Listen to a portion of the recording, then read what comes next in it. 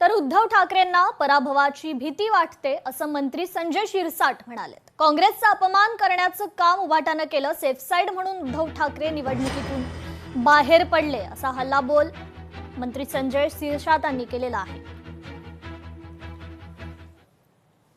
त्यांना याची सर्व प्रकारची जाणीव असते, त्यांना सर्व माहिती असतं की उभाटाला संपवण्यासाठी त्यांच्या आतमधले त्यांच्या पक्षाचेच लोक तयार आहेत, म्हणून घरचे दुश्मन त्यांच्यासाठी फार मोठे आहेत, त्यांना इतरशी गरज नाही, म्हणून मला वाटतं सेफ साइड म्हणून ते आज निवडणुकीतून बाहेर पडले।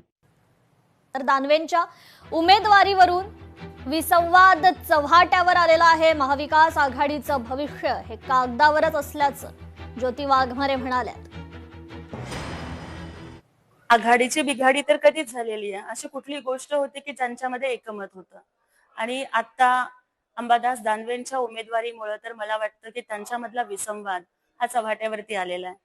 आणि त्याचबरोबर बघा ना की माननीय उपमुख्यमंत्री एकनाथजी शिंदे साहेबांनी फक्त एक अधिकचा उमेदवार देण्याची फक्त हूल दिली आणि उभाटांची बत्ती गुल झाली, म्हणजे ते उभारण्याचं सुद्धा धाडस करू शकले नाहीत।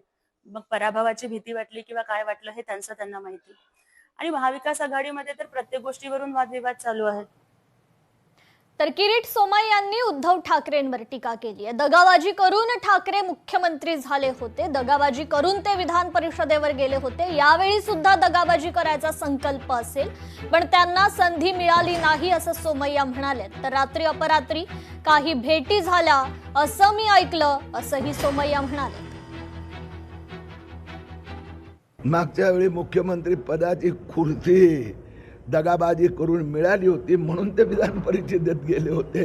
यावेळी दगाबाजी करण्याचा त्यांचा संकल्प असेल, पण संधी मिळाली नाही म्हणून नाही गेले। लोकशाही मराठी ऐका, पहा, जागरूक रहा।